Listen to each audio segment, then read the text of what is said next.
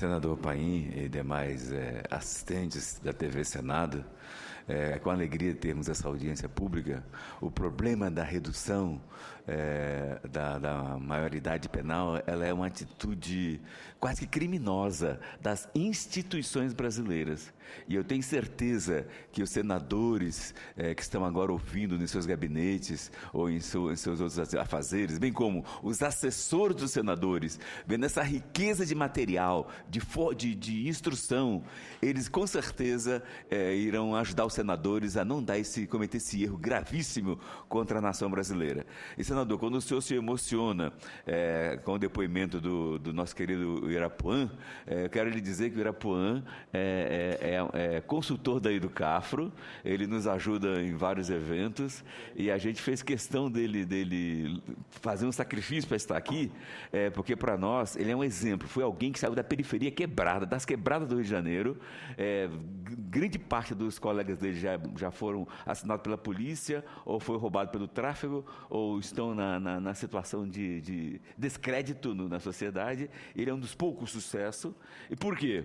Porque ele foi beneficiado por uma lei das cotas, dando a ele vaga em universidade pública. E com essa vaga, ele soube usar da oportunidade, soube fazer do limão da vida uma limonada e concluiu a UERJ, foi selecionado para vários cargos importantes, é procurador do município de São Paulo, procurador aprovado em concurso público, já fez seu mestrado e agora ele me deu uma boa notícia que quero partilhar com todos vocês, que acabou de ser aprovado para o doutorado da UERJ, que é algo dificílimo com o passado do doutorado da UERJ em Direito. Então, ele vai começar o doutorado nos próximos dias e, com certeza, pode estar começando a desenhar um futuro ministro do STF aí. Tomara. Senador, nessa linha aí de riqueza de debate, eu quero dizer que... Eu não falei ali porque a emoção não deixou, né? Mas aquela cartinha para tua mãe... Arrasou. Eu li toda ela aqui lá. Você não leu porque você só mostrou lá, mas eu li toda ela. Você arrasou, viu? Aquela carta eu vou pedir cópia depois de você me autorizar eu publicar ela. A tua carta. Carta da mamãe. Importantíssimo isso daí. Então, senador, para nós, essa audiência está sendo muito esclarecedora. A primeira mesa técnica que aqui apresentou os dados, para mim, foi completa. Ela pegou todos os aspectos. E eu, então, me atrevo, antes de pegar a parte que elaboramos para apresentar, partilhar com nossos ouvintes e nossos que estão assistindo a TV Senado, bem como os presentes, partilhar algumas boas notícias da nossa caminhada. Eu quero dizer para o senador e demais senadores dessa comissão que vocês organizaram aqui uma audiência pública sobre fraude na autodeclaração. E quero comunicar a vocês que essa audiência não tem nem 4 meses. E já conseguiu resultados fortíssimos. O Ministério Público Federal já abriu uma ação exigindo que os vários órgãos públicos criem comissão para averiguar. Porque o que está acontecendo? Existe sim uma trama dos administradores públicos contra o direito constitucional. Quando o STF votou as cotas, ali na fala do STF, na redação final do texto, 3 pontos foram chaves. Primeiro ponto, as ações afirmativas são constitucionais. Segundo ponto, ter autodeclaração como método é constitucional. Terceiro ponto, ter comissão para evitar falsidade na autodeclaração é constitucional. Ora, o que está acontecendo? Os administradores de concursos públicos, de maneira injusta, anti-Brasil, eles só botam em prática o primeiro ponto, que a ação afirmativa é constitucional, e o segundo ponto, que ter comissão, que ter autodeclaração é constitucional. E negligencia o terceiro ponto, que é o mais importante, que é ter comissão para averiguar e evitar a falsidade. Portanto, a procuradora Ana Carolina, quero parabenizá-la publicamente, já entrou com ação, e ela focou especialmente no concurso, que é o mais cobiçado do Brasil, o Itamaraty. O Itamaraty é um concurso disputado e tem no concurso, desde a primeira fase, um alto grau de brancos fraudando as cotas. um alto grau. Agora está na última etapa só são 6 vagazinhas, pouquíssima gente concorrendo, e com o auxílio da Educafro e outras entidades do mundo social, a procuradora detectou 5 brancos entrando nas vagas de negro. Só são 6 vagas para negro. Olha só que absurdo, né? Então tem 5 brancos disputando essas 6 vagas de maneira desonesta, e graças a Deus, a procuradora usou uma estratégia boa. Mandou carta para cada emprego desses 5 brancos, perguntando, aí, quando esse cara chegou no emprego, se declarou negro? Então o emprego vai dizer, não, foi declarou branco. Segundo, me mande a foto que ele apresentou a vocês aí. Mandou a foto era de branco. Então, ou seja, a procuradora está muito bem segura e guardada, e o processo portanto, está assegurado. Quero parabenizar. Também, parabenizar o Conselho Nacional do Ministério Público, na pessoa do Dr. Jorge, que está aqui conosco, que o Conselho está produzindo uma resolução para ter caráter nacional, orientativa, para que os Ministérios Públicos do Brasil inteiro ajam de maneira firme e corajosa, condenando e punindo aqueles que estão fraudando as cotas. Bom, portanto, é uma boa notícia. A segunda boa notícia, senador, partilhar com o senhor, é dizer que, para nossa alegria, o MEC, o Ministério da Educação e Cultura, pela primeira vez na história do Brasil, vai dar posse a 2 negros no Conselho Nacional do Ministério Público. É o doutor Ivan, que acabou de tirar o doutorado dele no Japão, e a nossa querida doutora, reitora do Instituto Federal de Educação na Bahia, Aurina. Essas 2 pessoas vão assumir, nos próximos dias, vão tomar posse como conselheiras federais da educação. É algo inusitado, isso nunca aconteceu. Também partilhar com alegria com os ouvintes que o MEC, depois de muita pressão da sociedade, o MEC criou uma comissão para definir uma metodologia para incluir negro no mestrado e doutorado no Brasil. O mestrado e doutorado no Brasil é quase que um feudo, e com essa metodologia que está sendo criada, vai mudar radicalmente isso daí. Bem, portanto, a redução da maioridade penal e a construção e renovação do Brasil. Por que o senhor atirou em mim? É a pergunta que não quer calar e que corre o Brasil inteiro frente àquele jovem violentado fortemente pela polícia. Especialmente a gente lembra, nesse momento, as Mães de Maio, que é um crime que o Ministério Público Federal, através do Conselho Nacional do Ministério Público, nos prometeu que vai levar adiante. Ou seja, em 2006, 500 pessoas foram assassinadas em São Paulo pela Polícia Paulista. E desses mais de 500 casos, mais de 95% o Ministério Público mandou arquivar. Ou seja, o Ministério Público também é culpado por esse problema.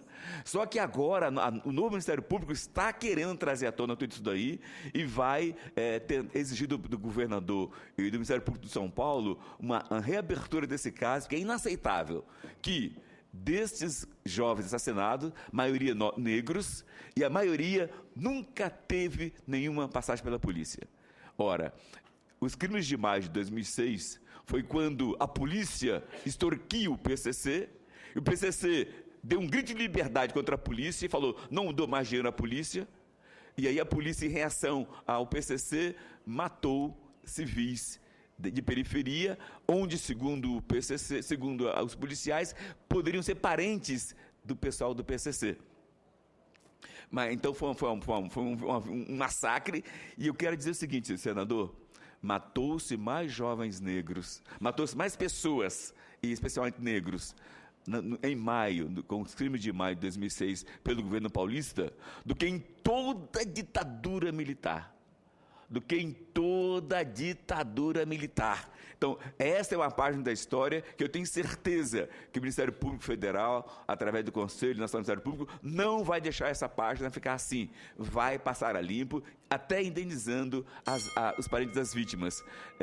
Por que eu falo isso? Porque nós sabemos que todos aqueles que lutaram contra a ditadura, a maioria classe média, foram todos seus parentes indenizados pela morte dos seus queridos. No entanto, com referência ao assassinato do Estado, através da polícia, de jovens negros, dificilmente a família é indenizada. É outro absurdo que circula essa situação aí.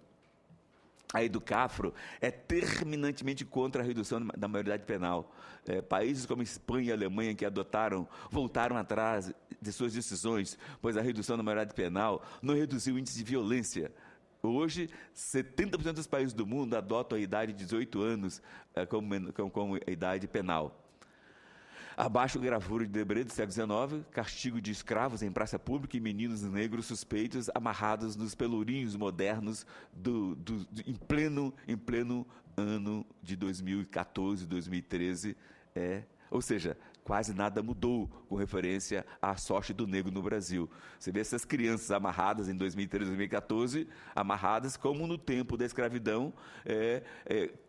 Por quê? Por que os roubos dos brancos contra CPTM, contra Metrô, contra Petrobras, têm o processo penal legal respeitado e possíveis crimes de crianças e adultos negros, eles se sentem no direito de matar. Então, no Brasil, nós temos o direito, a pena de morte, dado esse direito à polícia militar e outras polícias. E contra isso queremos portanto, combater e protestar.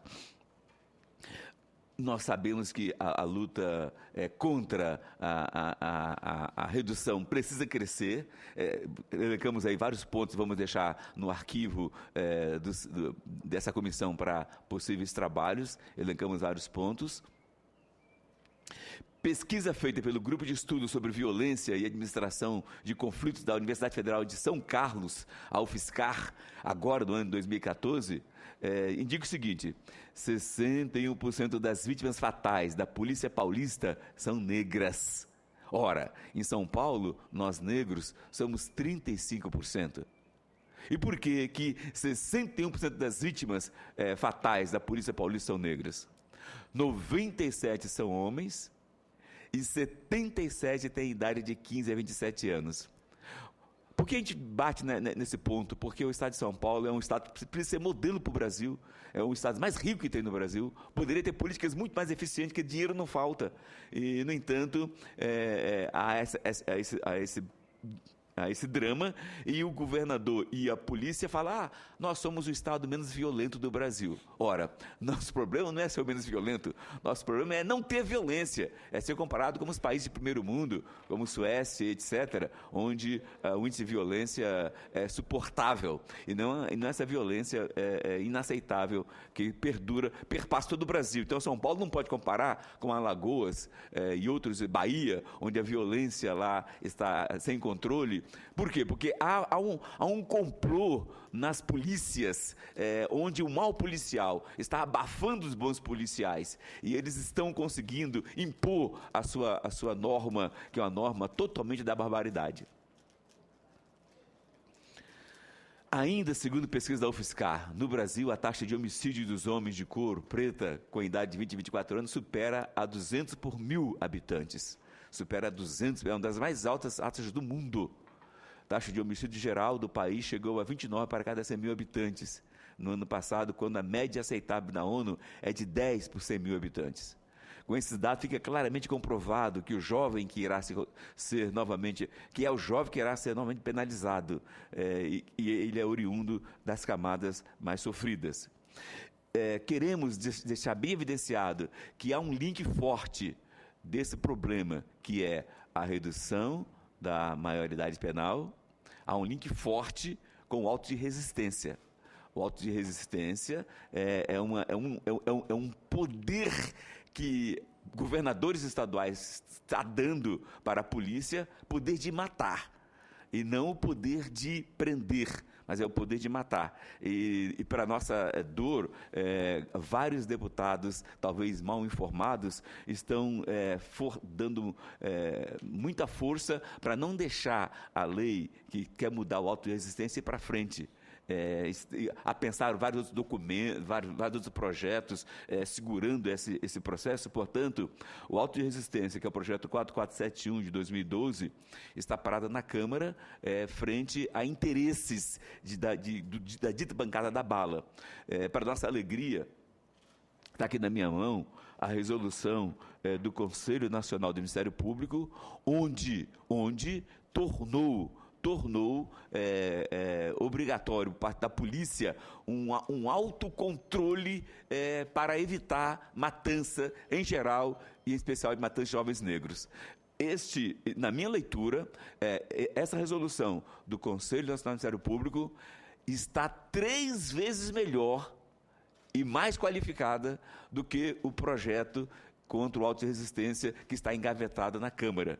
Então eu peço ao Brasil inteiro que procurem ter acesso a esse documento na página do Conselho do Ministério Público, procurem ter acesso, porque entendemos que esta resolução vai brecar bastante esse processo aí.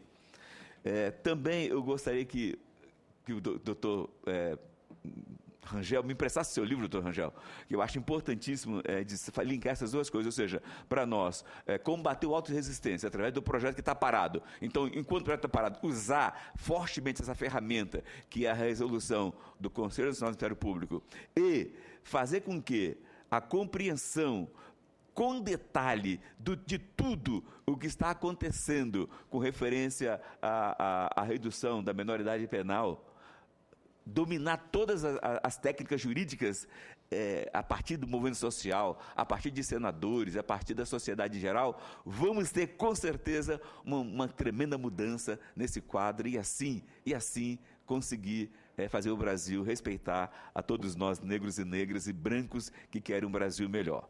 Senador, eu vou cortar outras partilhas, porque eu fui além do horário permitido. Obrigado. Bem, Frei Davi, além de trazer informações boas, de avanços que tivemos, tem dados, números, que só dá um brilho especial para o nosso evento toda vez que ele participa. Senador, por isso ele é a cadeira cativa aqui. Só um detalhe, eu esqueci na minha fala dizer, pedir ao nosso... solicitar ao nosso irmão do Conselho Nacional do Ministério Público, doutor Jorge, da possibilidade dessa nota técnica que o Conselho Nacional do Ministério Público está elaborando com referência à redução da maioridade penal, essa nota técnica ser entregue a todos os senadores aqui nessa casa e, senador, se é possível, a pensá-la ao projeto como instrumento para instruir o projeto. É possível ceder?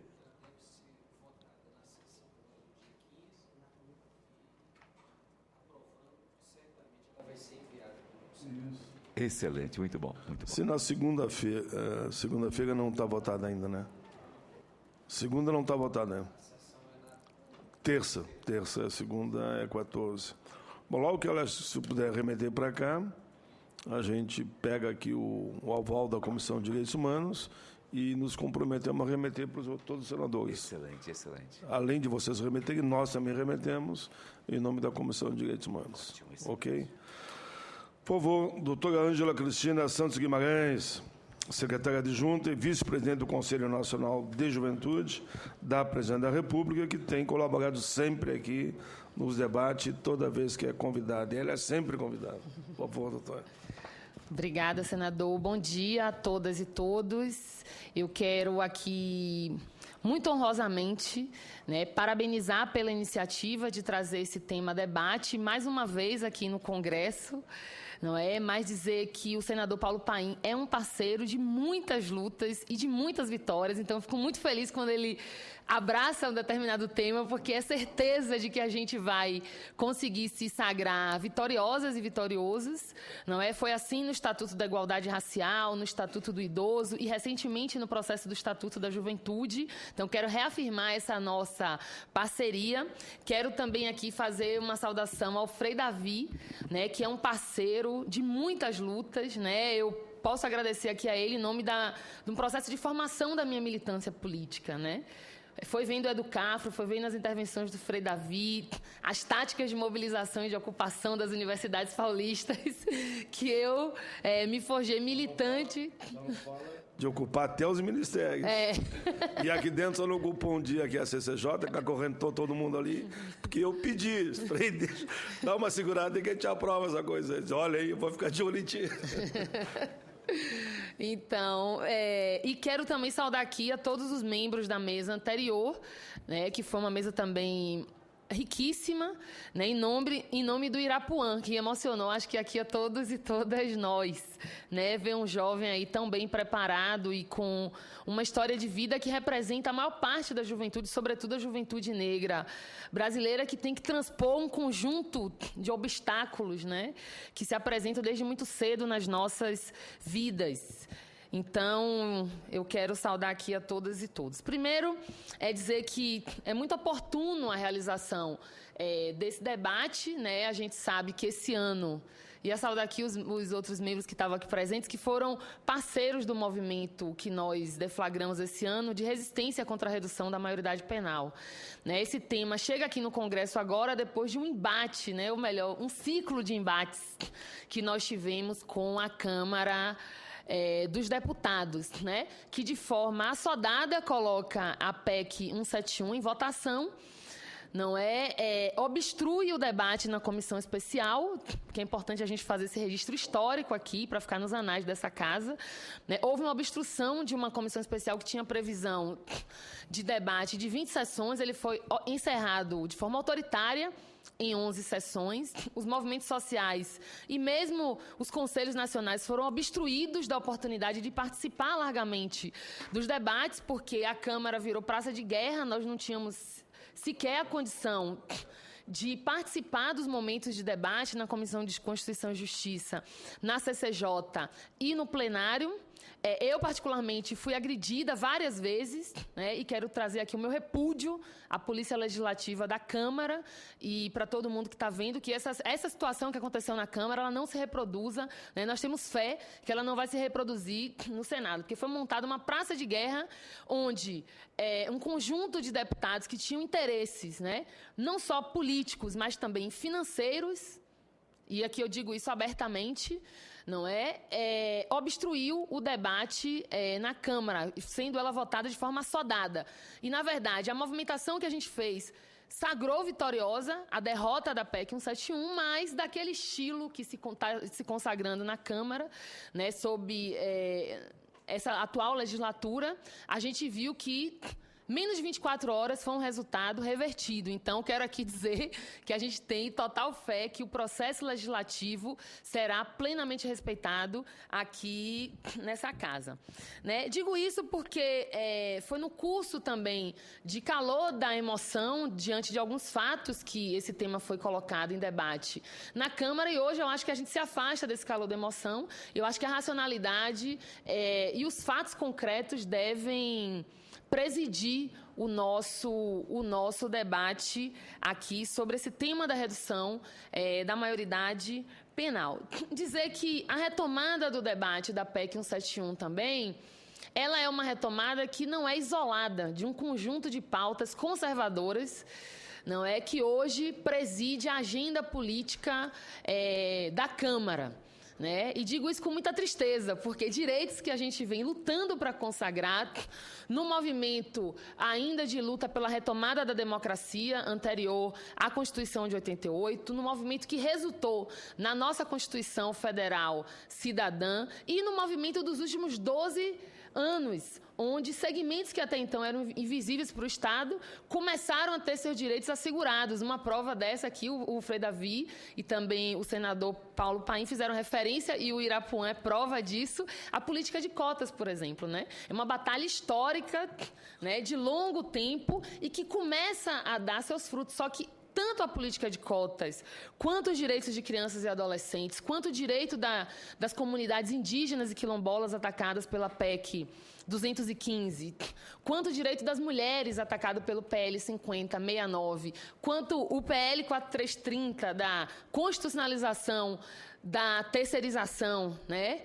no mundo do trabalho. Quanto uma série, eu poderia ficar aqui o dia inteiro falando das pautas conservadoras que foram, né, puxadas do arquivo e colocadas aí para confrontar a população brasileira e os segmentos aí que precisam, né, de mais atenção e de mais políticas públicas do Estado. Então, infelizmente, essa PEC se insere nesse contexto e se insere também num contexto de recrudescimento do racismo, né? Então, é importante a gente colocar as coisas do jeito que elas são, né?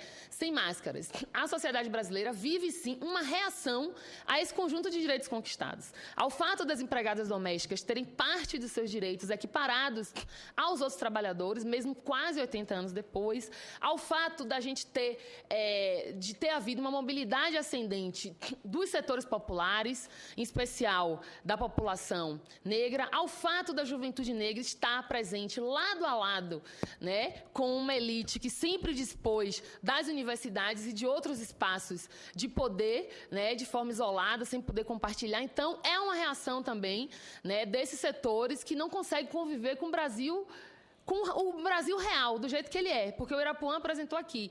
Hoje, 53% da população brasileira se autodeclara negra. Porém, desde o censo de 1872, a gente já tem 42% de população descendente de africanas e africanos no Brasil. Se elevou a consciência, que faz com que a maioria da população hoje se autodeclare, e o Brasil precisa, de fato, ser governado por essa maioria, e deixar para trás um histórico, né, que sempre foi governado para cerca de 20% a 30% da sua população. Então, a gente também, nesse debate da redução da idade penal, ao longo desse ano, tratou de desmistificar um conjunto de questões e de repor algumas questões que são muito caras ao debate. A primeira questão, o Brasil, há um debate de que o Brasil vive uma onda de violência, né, nos últimos tempos. E se afasta do debate o fato de que o Brasil tem uma formação de sua sociedade extremamente violenta, né? Foram 355 anos de escravidão com extrema violência contra a população africana e seus descendentes. Nós temos menos 120 e poucos anos de uma abolição incompleta, né, que não nos posicionou de forma igualitária no acesso nem ao mundo do trabalho, nem ao acesso a direitos. A arma da elite para poder manter o Estado, né, e seus instrumentos de dominação sempre foi a violência. Haja vista aqui as imagens já trazidas pelo Frei Davi, já trazida também pela apresentação do Irapuã e por todas as falas aqui que me antecederam. Então, a violência ela não é nova, né? Ela tem um grau de percepção hoje diferenciado, porque há uma classe média extremamente assustada e que quer respostas superficiais e rápidas, né? Uma classe média alta, sobretudo, não é, que tem se trancado nos seus condomínios e que não consegue ir à raiz da questão da criminalidade, da violência no Brasil. Um outro fato que é impossível você se afastar também ao falar de redução da idade penal dos temas do racismo, da violência contra pobres e negros, que eu já falei aqui um pouco, do genocídio da juventude negra e do superencarceramento. Porque qual que é a realidade dos fatos? A realidade dos fatos é que nós temos muito menos adolescentes e jovens como autores de crimes contra a vida do que adolescentes e jovens vitimados por homicídios no Brasil. Essa é a grande questão. Eu proponho, inclusive, fazer um pacto aqui exaustivo, né, com todos os senadores, para que a gente se debruce sobre os números da violência no Brasil. Porque, de fato, ela vai mostrar um raio-x que decorre das raízes históricas da formação do Estado brasileiro, mas também ressignifica a violência como instrumento de dominação na sociedade brasileira atualmente, fazendo com que quem pague a conta seja a população pobre, né, a população negra, em sua maioria, e a juventude. Eu acho que chama atenção e é gritante o fato de que o Brasil tem cerca de 56 mil homicídios todos os anos. E esses números, eles se assemelham, né, ou melhor, superam países que estão em guerra, né, e que mais de 54% desses homicídios atingem jovens de 15 a 29 anos. 77% desses jovens negros, né? Essa é a realidade dos fatos. A violência não é a violência de um caso isolado, de um adolescente que cometeu algum tipo de ato ou de atentado contra a vida. Essa violência sistemática que está impregnada na vivência da juventude brasileira. Hoje você vai para um debate com jovens, você pede para levantar a mão, né? Quem aqui já perdeu um parente ou amigo por violência? Metade, ou 1/3, ou 2/3 dos plenários dizem que sim, tem esses depoimentos para dar. Nós fizemos uma pesquisa na Secretaria Nacional de Juventude em 2013. Uma pesquisa sobre o perfil e opinião da juventude brasileira. Essa pesquisa, dentre várias perguntas, questionou aos jovens o que mais lhe preocupa na atualidade. A resposta número 1 foi a violência. E esse é um dado que nos chama a atenção porque superou os temas de educação e trabalho, que geralmente são os temas das pesquisas nos anos anteriores que galvanizavam a maior preocupação do jovem, né, em relação ao seu presente e seu futuro. E uma mesma pesquisa dessa foi feita em 2003, há 10 anos, né, antes de 2013, e justamente a primeira preocupação, número 1, era educação, a segunda era trabalho. Já em 2013, né, 43% coloca como a violência como uma coisa que mais lhe preocupa. Uma outra pergunta que nós fizemos foi se você já perdeu um parente ou um amigo de forma violenta. 51% da juventude declara que já perdeu. Ou seja, a violência ela está rasgando a experiência de ser jovem no Brasil. Ela está dilacerando, porque são números que, até se você for fazer essa pesquisa hoje na Síria, ela não dá essa enormidade. Uma Síria que hoje está conflitada. No Oriente Médio, na faixa de Gaza, não tem tanta gente com experiência tão próxima, né? Tem inúmeras famílias que têm membros, né? 1, 2, 3 membros que foram abatidos em decorrência da violência. Então, eu considero que, para a gente posicionar esse debate da redução da idade penal, a gente precisa trazer à luz esses dados. Precisa trazer à luz também um outro dado, é de que essa experiência da violência está chegando cada vez mais cedo na vida da população pobre e negra, né? É uma experiência que tem marcado, inclusive, a infância e a adolescência. Não espera você fazer 15 anos para que esse conjunto de problemas se abata na sua vida, mas cada vez mais cedo, meninos de 8, 9, 10, 11 anos, as reportagens, né, recentes, né, dão conta de que as intervenções policiais, né, seja no Rio de Janeiro, seja na Bahia, seja em Fortaleza, que teve uma recente chacina também, elas têm resultado no assassinato de pessoas cada vez mais jovens, né? Desde a infância. Essa tem sido uma marca. Um outro tema que eu acho que a gente também não pode fugir ao debater esse tema da redução da idade penal é que, no Brasil, né, há um processo de superencarceramento da população. E que esse processo ele absolutamente não tem respondido aos anseios de uma sociedade com mais paz, com mais tranquilidade, com mais harmonia. Primeiro porque nós temos, já foi falado aqui, um processo extremamente seletivo do ponto de vista social e racial da nossa justiça. Então, se encarcera muito, mas se encarcera muito pobres e se encarcera muito negros, 60% dos que estão no sistema prisional hoje são negros, e se encarcera muito jovens, e cada vez mais jovens, né? Os jovens de 18 a 29 anos são 55% do sistema prisional, não é? E a gente já averigou também que a simples solução de encarcerar ela não traz nenhum tipo de resposta positiva à sociedade. Porque você confina as pessoas lá a tratamentos de absoluta violação dos direitos humanos, né? A uma ausência do acesso à justiça, tanto que 40% do nosso sistema prisional são de pessoas que foram presos temporários, não tiveram direito ao devido processo legal. Há um grande grau de reincidência também, né, pela fragilidade de um processo de ressocialização. E esse superencarceramento ele serve para também atender a um modelo de sociedade, não é? Um modelo de sociedade que prefere ter a juventude, os pobres e negros confinados nas periferias ou nas prisões ou vitimados por homicídio, do que plenamente integrados ao processo de desenvolvimento econômico, social, cultural e político do país.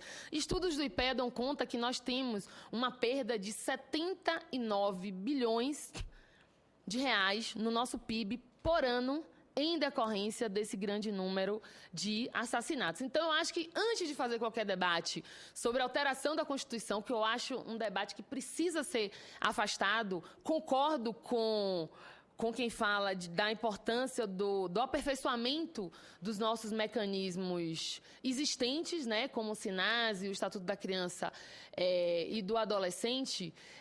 E também a gente precisa atacar esse tema da impunidade, né? É um absurdo que, por exemplo, esses homicídios aí aos que os jovens negros são submetidos têm cerca de 8% apenas, né, de investigação e de resolução, né? É criminoso, esse número ele de fato, eu vou caminhar para concluir, é um número criminoso. Então, acredito que a verdade dos fatos e o reposicionamento do debate exige de nós tratar o tema com a complexidade que ele merece. Não é uma alteração constitucional vinda de uma bancada raivosa e com interesses econômicos, porque é bom fazer essa relação aqui. Vamos fechar aqui o círculo, né? Vou concluir com isso, dizendo que a proposta da redução da idade penal ela se apresenta justo no momento em que há uma ampliação da chamada bancada da bala na Câmara, ou seja, aquelas figuras comprometidas ali com toda a indústria de segurança privada e com a indústria armamentícia. Ela é acompanhada de uma frente parlamentar de segurança pública e de outras comissões especiais, a exemplo da de desarmamento, que propõe a revogação do Estatuto do Desarmamento, fazendo com que haja uma livre circulação de armas e munições no Brasil, flexibilizando todos os seus pontos do Estatuto, né, em relação a isso, né. Há uma outra proposta também em curso, que é uma proposta de privatização do sistema penal, e que já está em curso em alguns estados brasileiros, que precisa que você produza mais gente disponível para ser, né, trancafiada e acumulada nesses presídios aí a um custo altíssimo para o Estado. Então, há também perspectivas econômicas, há um dilaceramento de um pacto social que eu acho que no Brasil a gente precisa estabelecer, e há também uma tentativa, não é, de confronto com todas as nossas conquistas obtidas desde a Constituição de 88. Então, nesse processo de tramitação da PEC 171 na Câmara, tanto a Secretaria Nacional de Juventude quanto o Conselho Nacional de Juventude, eu digo a Secretaria, mas uma posição do governo brasileiro contrária à aprovação da PEC 171. O Conselho de Juventude fez parte, junto com o CONANDA, o Conselho de Direitos Humanos, o CNPIR, que é o Conselho Nacional de Promoção da Igualdade Racial, e mais de 500 movimentos juvenis, a Frente Nacional contra a Redução e vários movimentos presentes no Estado, dessa grande mobilização, né, que vem aí fazendo a disputa dentro aqui do Congresso, mas também com a sociedade, porque a gente sabe que há uma exaustão, né, há uma abordagem exaustiva, né, de argumentos favoráveis à redução da idade penal, que muitas vezes nublam o debate na sociedade, né? Então, a gente tem também se dado o trabalho de fazer esse debate em rodoviárias, em estações de transbordo, em escolas, em universidades, em bairros, né, com associação de moradores, porque a gente acha que é necessário reverter essa visão conservadora que consagra a infância e a juventude brasileira como única perspectiva, ou ser assassinada ou ser confinada nas prisões, porque nós defendemos, de fato, o reconhecimento de crianças, adolescentes e jovens como sujeitos de direitos, né, que o poder público e a sociedade tenham responsabilidade no cumprimento, né, e no asseguramento desses direitos. Então, eu trago aqui essas reflexões e essas provocações, né, que a gente consiga ter aqui no Senado um debate muito afastado, né, daquele debate muito emotivo, muito emocional, muito manipulado que a gente teve na Câmara, e que a gente, de fato, enterre, né, nessa legislatura a PEC 171, porque ela é danosa, ela é um atentado à nossa infância, adolescência e juventude brasileiras. Muito bem.